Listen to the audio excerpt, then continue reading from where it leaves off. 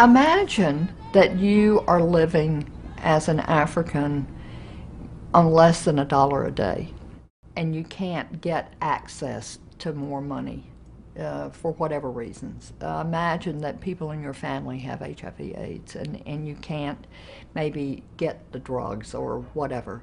Just imagine that in your family some of that is happening.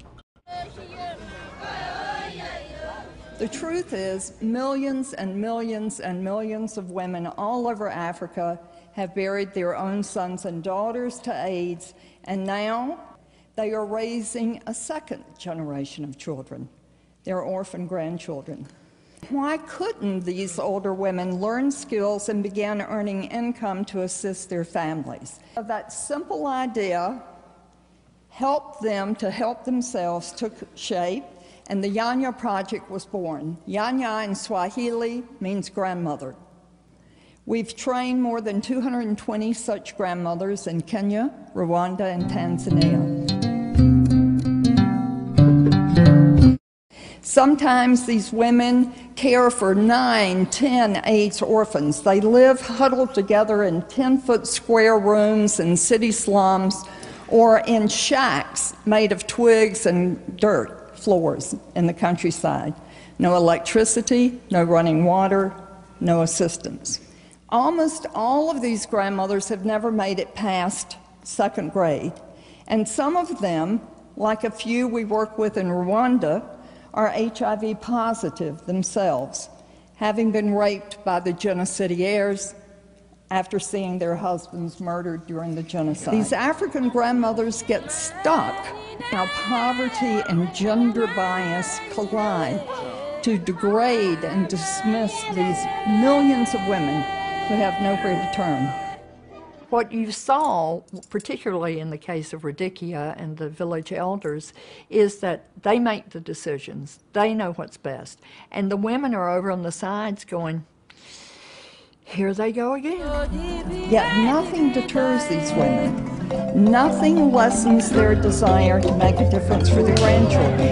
Instead, and this is what they've done for me, they tap their faith, they do whatever they can to keep heart and body strong, and they offer love whatever the circumstances. As we've gotten into the work, we see over and over and over again that the women are starved to show what they can do, and basically the women, they feel forgotten. I'm asking him and Mr. Rashid to let you women rise. I'm not trying to cause a revolution, but if the women, just this little bit of, there's that word, empowerment, a little bit of confidence that they gain from it, it just shows their daughters. I think the effect will be in the next generation and the generations after that. So today, the Nyanya Toto Preschool Center is located in the largest slum in Africa. We've educated more than 130 small children who matriculate straight into the primary schools. We're in the midst of adapting this method, this preschool, for a preschool in Rwanda. And our biggest challenge is raising funds. But everything is in place. The government's approved what we're doing. We're official, we're legitimate. Small children are being educated, and the older women are now earning up to 4 times what they used to. They have been the blessing to me, and when it gets dark and the funds get low, I know that the only thing required of me is to do what the grandmothers taught me.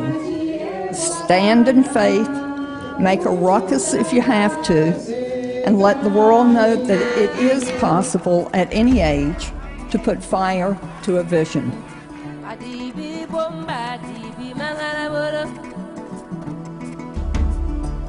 Oh, you touched me and you ran away. Yeah.